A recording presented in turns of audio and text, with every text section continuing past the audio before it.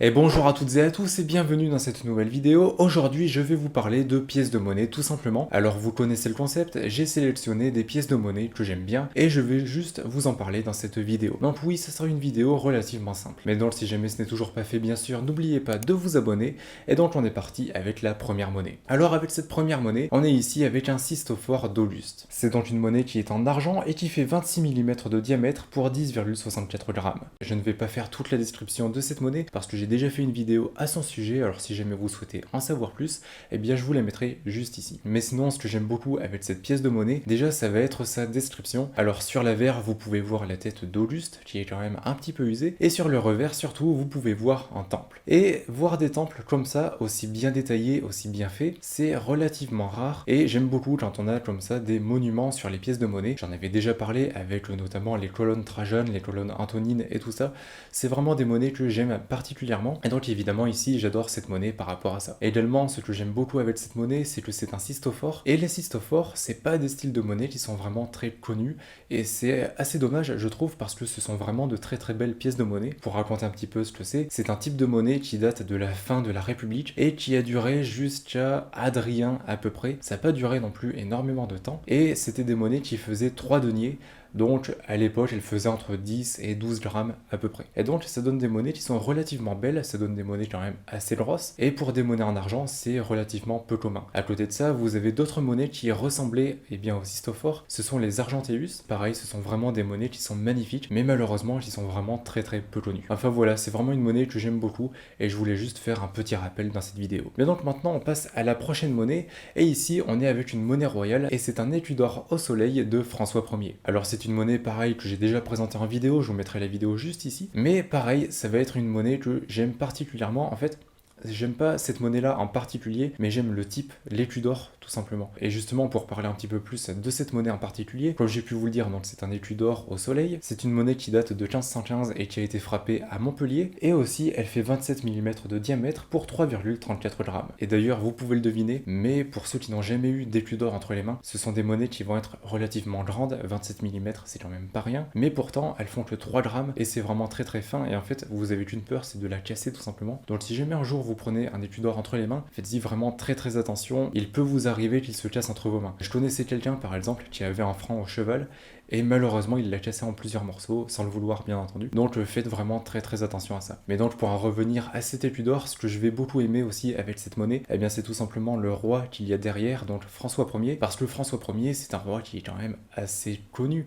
Je veux dire c'est le roi qui va être typique de la Renaissance, c'est celui qui a lancé plus ou moins ce courant. Il est connu aussi pour la Joconde. Et donc on a plein de choses comme ça qui nous relient aujourd'hui à François Ier. On va avoir le château de Chambord aussi. Et donc c'est pour ça que j'aime beaucoup cette pièce de monnaie parce que le roi derrière, eh bien en soi tout le monde le connaît un petit peu comme Louis XIV, Louis XV et tout ça.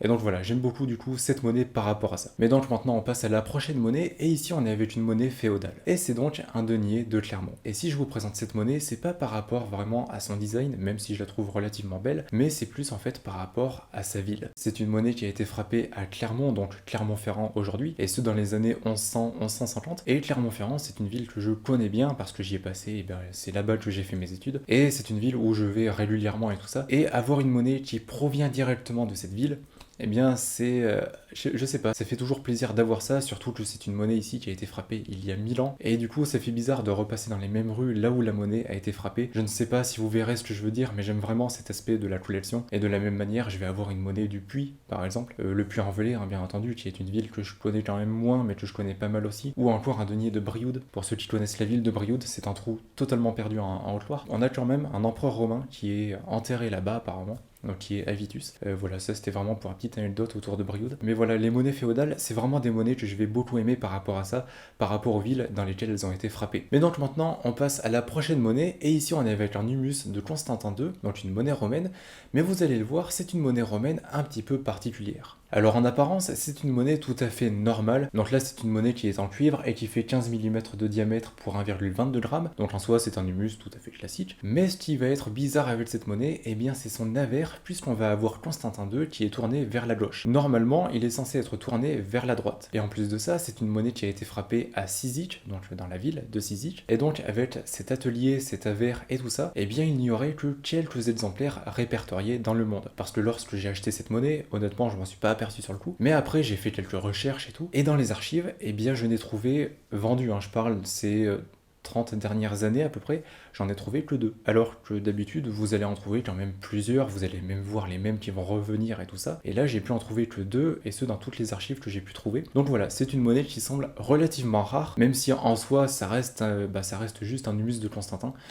Donc voilà, il n'y a pas grand chose d'intéressant non plus avec, mais c'est quand même intéressant de noter que c'est une monnaie qui semble relativement rare quand même. D'ailleurs, si jamais vous avez un petit peu plus d'infos à son sujet, honnêtement je suis preneur parce que malheureusement je n'ai pas trouvé grand chose, si ce n'est les 2 exemplaires que j'ai pu trouver vendus aux enchères. Mais donc sur ça, on passe à la prochaine monnaie. Alors pour cette nouvelle monnaie, on est une nouvelle fois avec une monnaie romaine, et ici c'est un antoninien de Gordien III. Alors voici la monnaie en question, le pourquoi je vous présente cette monnaie, eh bien c'est tout simplement que c'est une monnaie qui est assez chère pour moi, dans le sens où en fait l'antoninien de Gordien III, ça a été l'une des premières monnaies que j'ai eues dans ma collection, si je dis pas de bêtises, c'était ma 7e ou ma 8e, et donc j'ai toujours été plus ou moins attaché à ce type de monnaie, surtout qu'ici c'est une monnaie, comme vous pouvez le voir, qui est quand même assez belle, elle est ici classée en état superbe, et donc ça fait que c'est une monnaie que je vais beaucoup aimer, et voilà, je voulais juste en parler par rapport à ça. Alors voici quand même l'antoninien de Gordien que j'ai eu dans ma collection, que j'ai toujours actuellement, enfin voilà, c'est vraiment des monnaies que j'ai toujours aimé par rapport à ça, et puis surtout, ce sont des monnaies qui ont le grand avantage, et bien de pouvoir être en bon état, qui sont quand même assez belles, elles vont avoir cet aspect argenté, même si ça reste du billon, et pourtant ce sont des monnaies qui ne vont pas coûter très cher, il faut compter environ 40 € à peu près, en sachant que l'exemplaire que je vous présente aujourd'hui, qui est en état superbe, là il faudra compter 70 € forcément par rapport à son état, mais sinon pour des exemplaires en état TTB, comptez 40-50 € à peu près. Là après c'est vraiment des monnaies que je vous conseille si jamais vous souhaitez commencer une collection, ou si jamais vous souhaitez étendre une collection et que vous n'avez pas beaucoup de budget, c'est vraiment des monnaies qui sont parfaites pour ça. Mais donc maintenant on passe à une nouvelle monnaie, et une nouvelle fois une monnaie qui me rappelle les tout débuts de ma collection. Donc là c'est une demi-majorina de Constance II, et c'est une monnaie qui est tout à fait classique. Mais en fait à l'époque, donc en 2000, vers 2012-2013 à peu près, et bien quand je souhaitais acheter des pièces de monnaie, j'allais voir un numismate et j'avais déjà vu plein de photos de cette pièce de monnaie, sauf qu'il n'en avait jamais, je n'achetais pas sur internet et tout ça, donc j'arrivais pas à en trouver, et j'ai passé vraiment plusieurs mois à essayer d'en acheter une sans pour autant réussir à le faire, et après j'avais réussi quand même à acheter un exemplaire que j'ai malheureusement revendu. J'aurais peut-être dû le garder, même elle n'était pas en très bel état, mais j'aurais dû la garder quand même pour le souvenir. Que j'aime beaucoup avec cette monnaie, eh bien ça va être son revers. C'est une scène de combat, mais je trouve que c'est une scène de combat qui est quand même très bien détaillée, parce qu'on va avoir un soldat qui va enfoncer sa haste, donc si vous préférez une haste, c'est une sorte de lance, et il l'enfonce dans un cavalier qui est tombé à terre, et donc sur les plus beaux exemplaires, on peut voir le cavalier qui est à terre, on peut voir son cheval juste en dessous, on peut également voir un bouclier qui est posé au sol, on va voir également tout le soldat romain qui est en train de planter sa haste, et c'est vraiment une scène de combat qui est, je trouve, très très bien réalisée. Pour autant, ça reste une monnaie qui est très abordable, qui est très commune. Après, pour donner un prix à ces monnaies-là, pour une monnaie de ce type-là, donc de cette qualité, avec cet état et tout ça, eh bien il faudra compter ici 13 €. Donc c'est vraiment pas des monnaies qui vont être onéreuses, et à mon avis, ça fait vraiment partie des meilleures monnaies en termes de rapport qualité-prix. Je parle entre la qualité au niveau de la collection, l'histoire qu'il y a derrière, le design et tout ça, et ce mis en rapport avec le prix.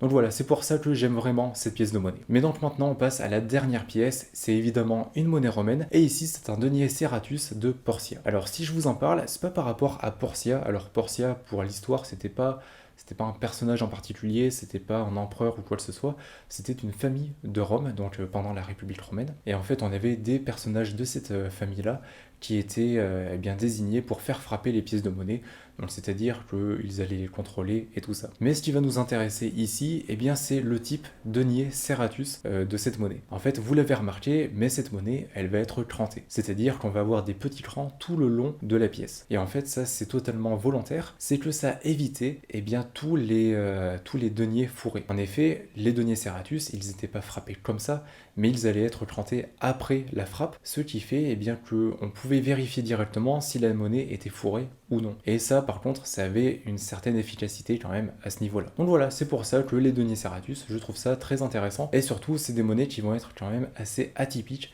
par rapport à leur forme et par rapport à leur aspect. Maintenant voilà pour ces pièces de monnaie, c'était une vidéo relativement simple mais j'espère que ça vous aura intéressé. N'hésitez pas à me dire dans les commentaires quelle pièce de monnaie vous avez préférée dans cette vidéo. Personnellement, je pense que je vais partir sur le cystophore d'Auluste parce que c'est vraiment une monnaie que je trouve magnifique. Mais vous n'hésitez pas à me donner votre avis dans les commentaires. Sinon je vous rappelle que vous retrouverez dans la description le lien vers mon site internet empiredesmonnaies.fr. Dessus il y a la boutique sur laquelle plusieurs centaines de monnaies sont en vente. Il y a des romaines, des féodales, des grecques, des royales, etc. Il y en a vraiment pour tout le monde et pour tous les budgets. Donc si jamais ça vous intéresse, c'est le premier lien sous la vidéo. Également n'oubliez pas de liker, de vous abonner et d'activer la cloche de notification. Et puis si vous êtes encore là, et bien déjà merci beaucoup. Et puis marquez pièce de monnaie dans les commentaires. D'ici là, je vous souhaite une bonne journée ou une bonne soirée. Prenez soin de vous et de vos proches. Et puis on se retrouve dans une prochaine vidéo. Allez, salut!